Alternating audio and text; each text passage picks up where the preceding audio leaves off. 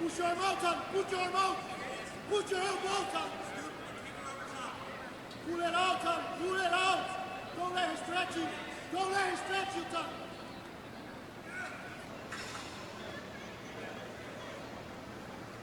Protect your arm, son. Pull your arm out, son.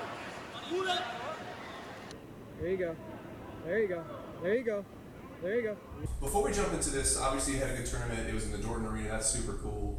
I've had fighters fight in the Dorton Arena. I was supposed to fight in the Dorton Arena, and then everybody on the card got swine flu. Oh, that was nice. Yeah, so I ended up not having an opponent for that. So you got to fight in a super cool venue. How did that feel?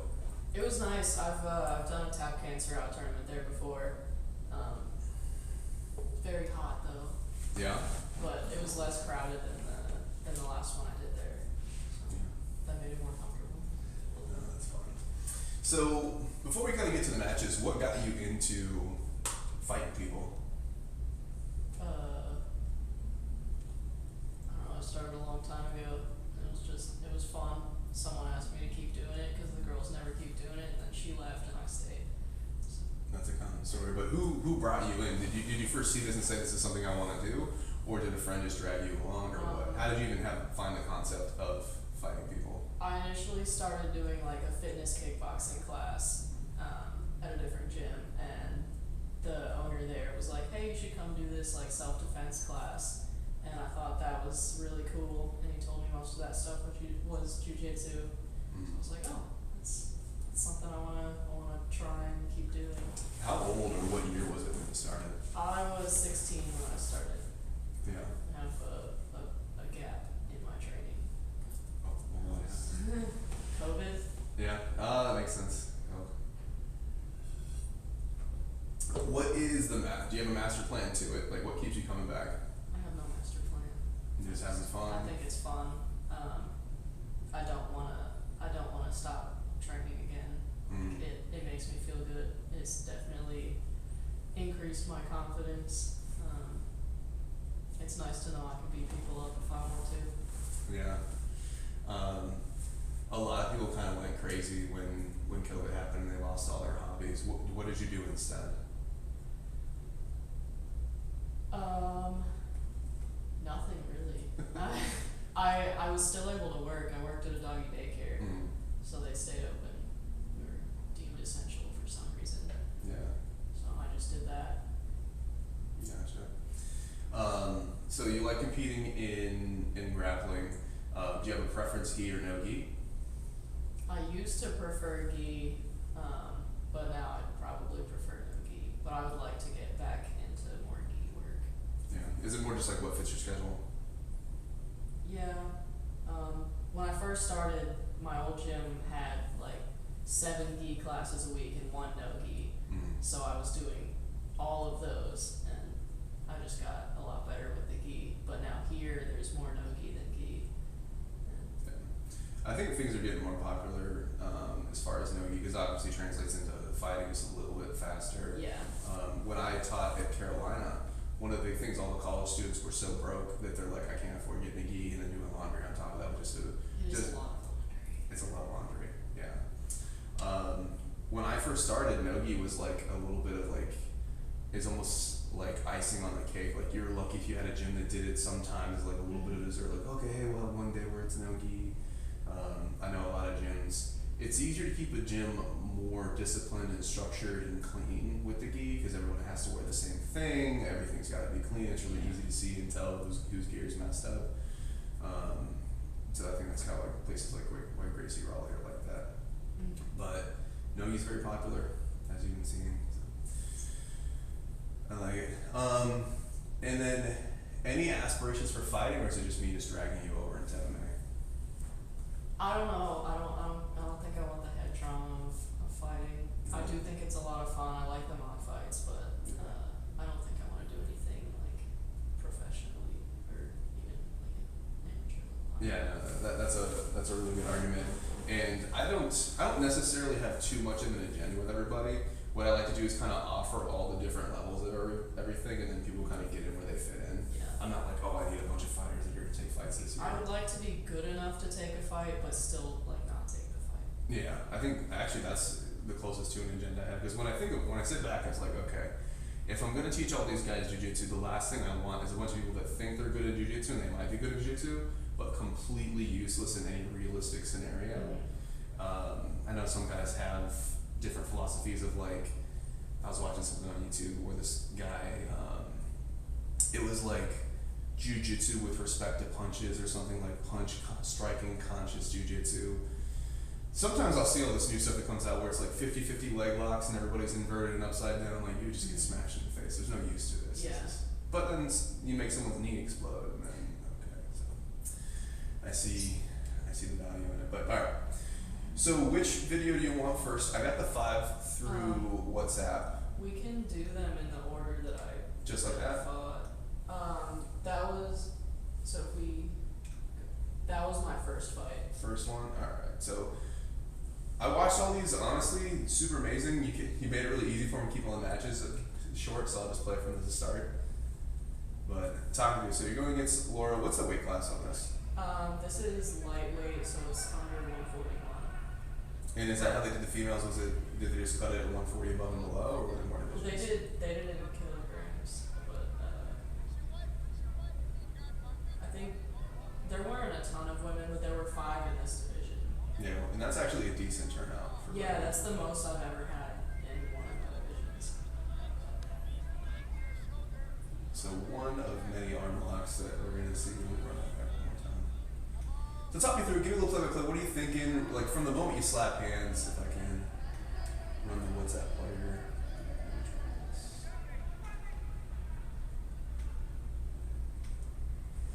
Alright. So from the moment you slap hands, do you have a game plan, or are you just kind of like let it see where it goes? I specifically went in with no game plan because I thought I would make myself panic if I had one. I was just kind of waiting to see what she did and just reacted to it, but she went for the takedown. I got that arm. And See, that'll go she see gave it to tell me. you. Really big bite on the top of the head. How do you feel with the knee pressure there? Was she using that heavy knee on the face or? Not really. I think she didn't quite know how to defend it properly. I felt a little bad. I did feel her arm pop, but she didn't tap, so I didn't want to let it go because she didn't. Yeah, you were definitely throwing armbars, but you weren't really ripping anything. I watched a couple times on all of these. It's just slow control. I started slow, but then they weren't tapping, so I had to go a little harder, and I felt really bad having to I felt like I was ripping stuff. I was controlled with it, but it felt a lot more intense than in training, obviously. I think what she did was fine as far as just having control, slowly cranking and cranking and cranking. She could have had someone who would just completely take her arm right off, and so I'm sure she learned a lot from this of like, okay, some people don't know exactly when to tap in training. They tap soon, in competition they don't know. Typically, not like a golden rule, but a rule of thumb is if the arm pops once, you got a sore arm for a week. If it pops 2 times, we're talking a month. If it pops 3 times, then you might be out for a year. So just one pop. I think it was just one pop. Yeah. Is this the next one you want to see? Yeah, that was my second. I tried getting this one bigger on editing. It'll look good, but maybe I'll look closer for you. Yeah, this one, she went for a takedown. We wound up off the mat, so they just reset us. But she got her arm. She was posting with it, so I just took it. She left it there. I wanted the triangle for this one, I think. Do you have a preference, or is this just what you're feeling? I mean, she had arm in, arm out, so I wanted the triangle, but she was kind of turning out of it, so I took the arm bar instead. Another arm on the wall. Good lord.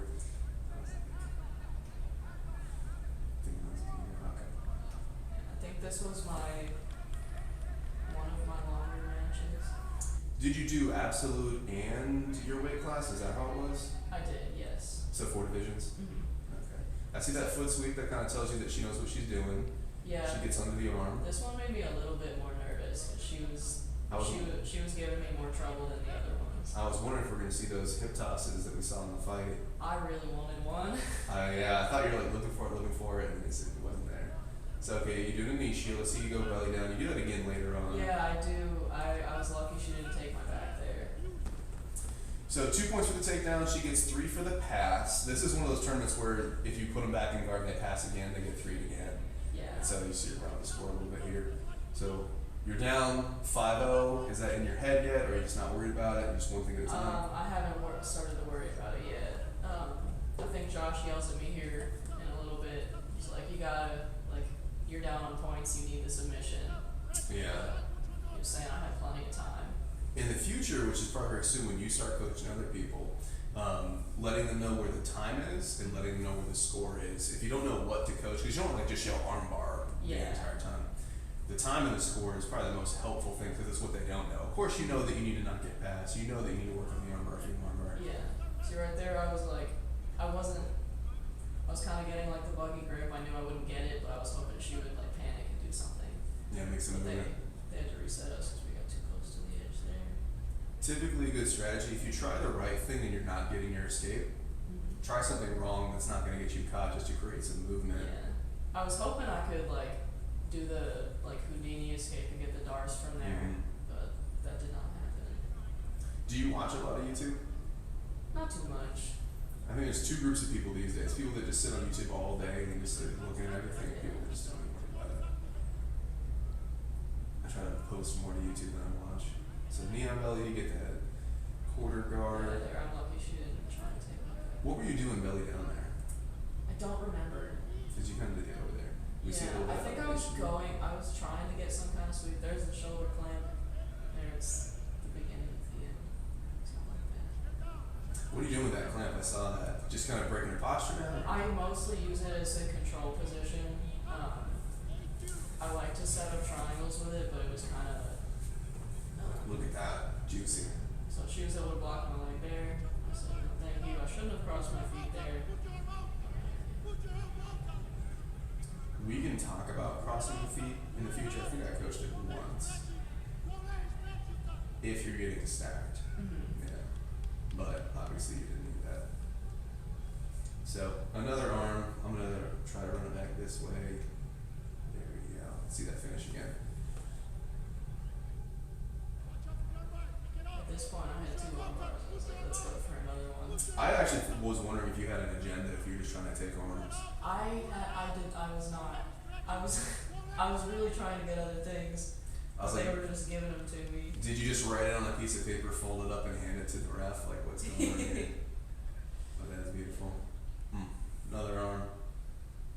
What's that? 3 for 3 on arms. Yeah. All right, same shape, no gi. I think this was my quickest finish. When she goes for the guillotine, I was able to get my hand in, so she didn't have good pressure on it. Yeah, but still, you have to be careful with that, especially if she has size on you, she can drag you to the ground Yeah. and just fatigue It's her. the shoulder. There's that shoulder clamp again. Hit over. Did you do all the gi matches first? And yes, all the Yeah. gi Well, so it was gi my weight class, no gi my weight class, no or gi absolute, no gi absolute. Interesting that they had to go back and forth like Yeah, I that. didn't like that. Yeah, because like now I gotta put gi back on. Sweaty. Well, the girl I scared her away. She Oh, didn't she's show up. she's like, I don't want to do it again. So the next one is gonna be that first video. Do we already do this one? Oh, I see what you're saying. Yeah, okay, Yeah. gotcha. This one's just a better angle than the. Yeah. I love that they filmed all the stuff. That's great. Put it online. That's awesome. Especially when you're paying all these tournament fees. Like, that's what I want to see. I want to see a good venue. I want to see them filming the stuff. So you don't have to have like 20 people, friends and family filming. Yeah. But it's a good angle. So this is the same match? No, this is the next match. Same girl? Same girl. Yeah. So you want to get to her 3 times? It was only me and her in this division, so it was best 2 out of 3. Okay, that makes sense. I was hoping I could get a hip toss here, but that's the side I don't usually practice. Yeah, you're a little high on that lat. Yeah. But I like the back heel. I was just excited to get a takedown. Yeah. I was going to dog you if you just kept getting in guard and getting arm bars on you. Like, hey, congrats on arm bars. This is doing takedowns for a month. I was hoping I could set up a Kimura there, but then she turned out of it, and then I got this weird crucifix. I was curious what you were going to do because I was worried that she would flip her legs over and get some Yeah. sort of reversal. I got this crucifix here. But her arm is gone there. Like, she's not getting that back. Yeah. I thought about going for an arm bar, but I was like, let me just. You got it? Yep. So I don't quite have a good angle for that. You got it, you Go got it, you take got her it. back. When you went from crucifix to take the back, did you want to keep her arm and you just lost it? No, I was trying to get the choke at this point. So she was tucking her chin pretty good right there. Yeah, let me just flatten her. Yeah, but then I'm able to get my other arm in, get under her chin. Flip over. She wanted to go on that point. She's doing that. So, rear naked choke, not an arm bar, no complaints. Where's my timeline?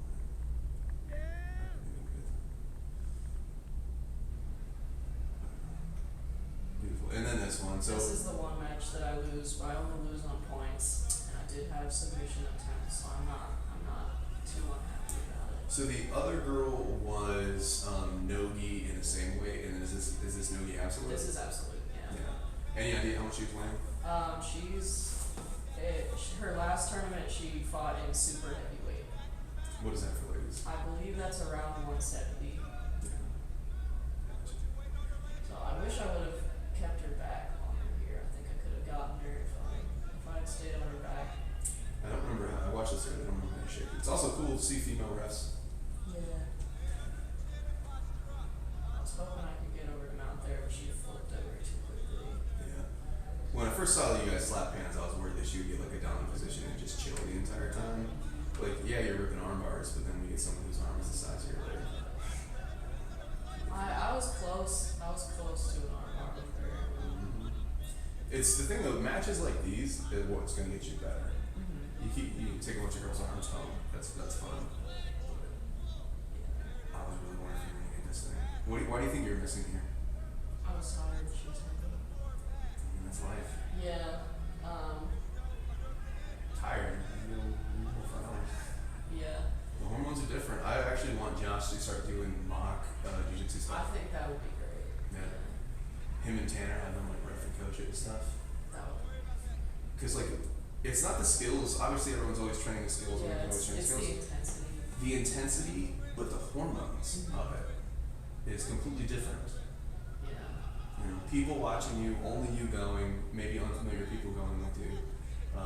I think if I'm doing mock fights on the last Friday of the month, then do the jiu-jitsu stuff on the second, and just have them separated out like that. But I mean, Fight Flow, I saw the scorecard at the end when it's like different schools and different schools. Yeah. Yeah, you guys had a massive lead on everybody.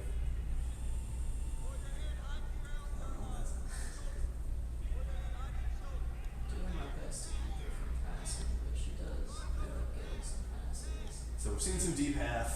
She's putting a lot of pressure on you. You're actually up on points right now from the Yeah, submission attempts. I was up for a little bit. How did they score the submission attempts?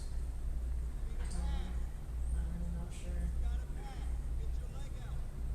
I don't know. I had 4 points for back control, and I don't know what the other 2 points came from. I wonder if they're going to actually add points to takedowns. So in wrestling, what has happened is a takedown used to be 2 points. Right now, or soon, is going to be 3 points to incentivize people doing more takedowns.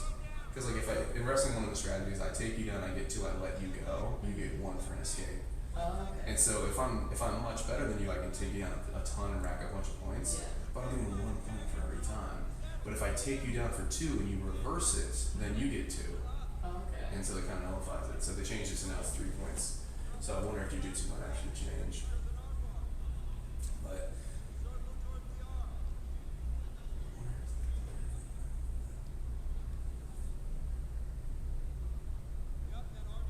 kind of curious where she's going with all this. She was trying to get a Kimura, I think, but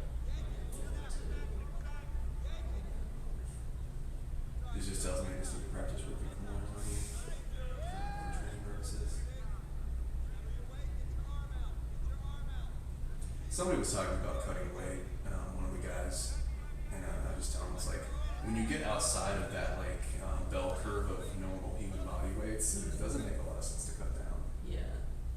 I think this was the armbar I was pretty close on, but I was not in a good position for it. That would actually be a good time to try the butterfly. Either you pop your head out, which I thought you were about to do. I was trying. Her She leg blocks was in the it. way, yeah. She was doing a good job with top pressure. Heavy hips. stacked yourself a couple times, but you're able to kind of take the armbar with you. But if you ever get stacked and you can't extend, if you open your knees like a butterfly stretch, then you can do the armbar right there. Not that anybody needs to make your armbar even more aggressive.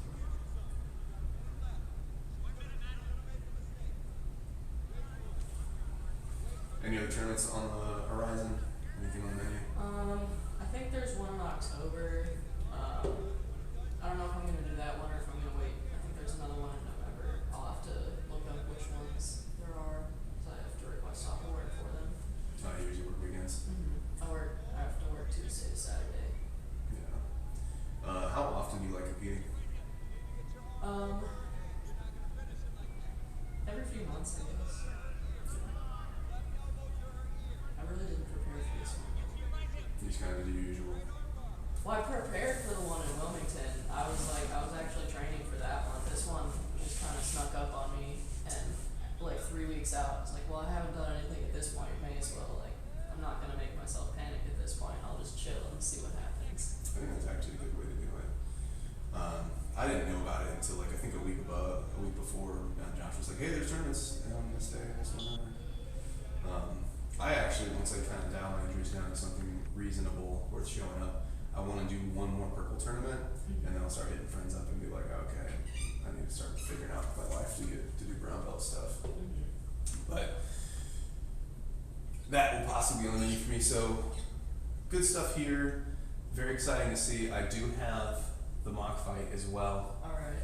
So, in case anybody doesn't remember, I have lost the original footage to the mock fight, so we had to use security footage, zoom in, and then do a voiceover. So those videos are on YouTube, and I've been getting appropriately roasted for trash tier footage. However, it does show a fight, and a lot of people still think that this was fight of the night. I might get a little audio on this.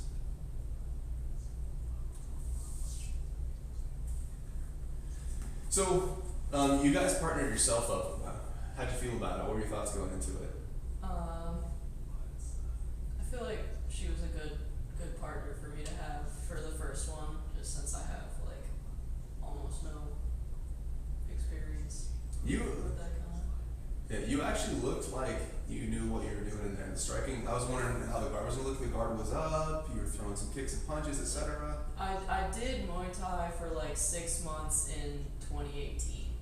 Yeah, honestly. And I've done maybe like 7 or 8 of Johnny's classes.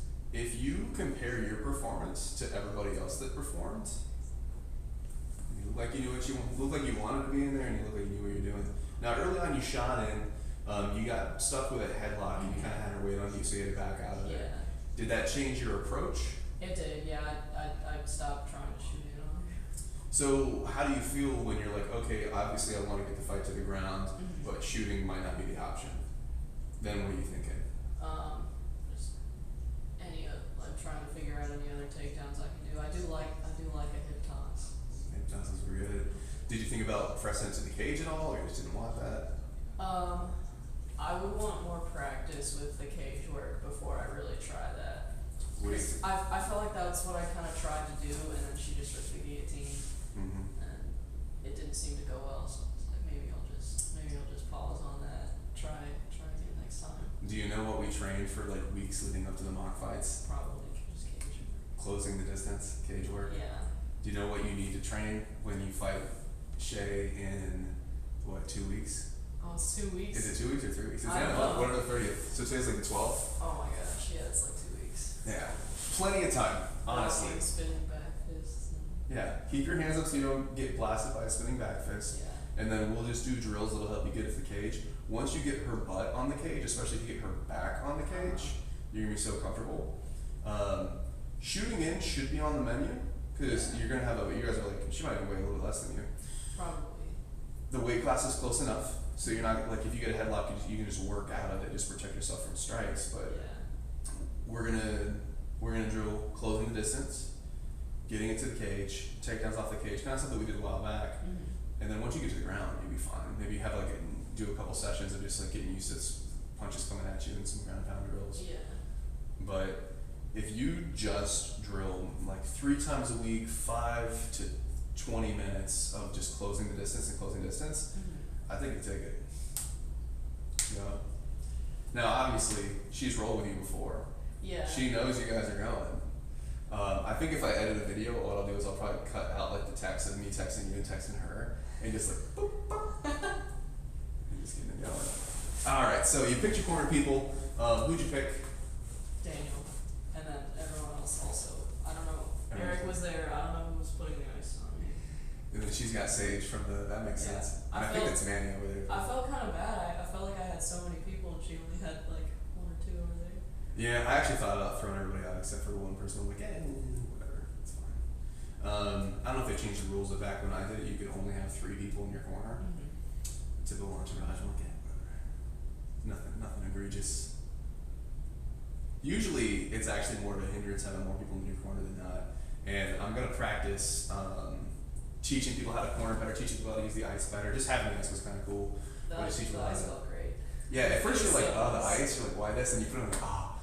There's so much heat coming off the body during that. We used to do it in the winter, and people walk outside and it look like they're on fire because all the steam and Yeah. everything coming off. But the ice, there's heat. So all right, round 2. I'm just trying to keep you guys in the camera frame, although it didn't really matter whether you guys lost the footage. But yeah, she had a lot of control. It was good. Yeah, her picks were solid. Yeah. I was actually super glad that she got in there. I know she spars a lot in those other classes. Yeah. That's fun. I wonder if she's gonna come and feed the mock fights too. It's easier for me to match up the ladies because, I mean, you guys match yourself on this one, but it's less moving pieces, and so it's easier to like, okay, this and that, and coordinate it. Yeah.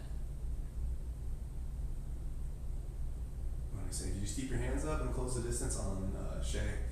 Yeah. I need to work on like defense too. I definitely don't move my head enough. I was just walking into her punches.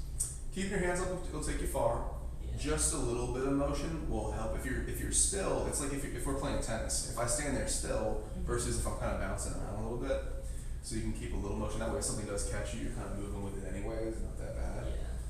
But I think that you could be aggressive. You see her foot. You can only see. We her missed the hip foot. toss. I know. Oh my god.